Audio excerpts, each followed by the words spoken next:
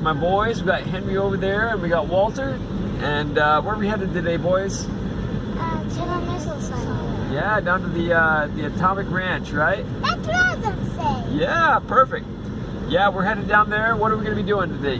Fixing the tractor. Fixing the tractor, huh?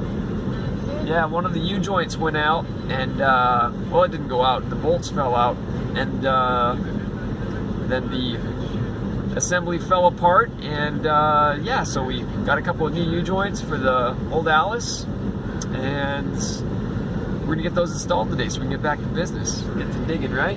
Yeah. The sooner we get to digging, the sooner we get in. So, it'll be lots of fun. We're looking forward to it. The boys always have a good time down there. Alright, we'll film some more when we get there.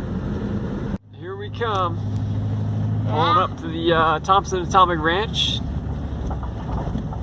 Here's the front entrance. This is the same access road that they had when this was an active site. We got 571-3. Got my boys right here. What's up, guys?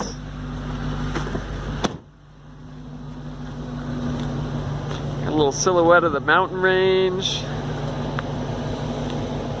Got the Thompson Atomic Ranch sign over here.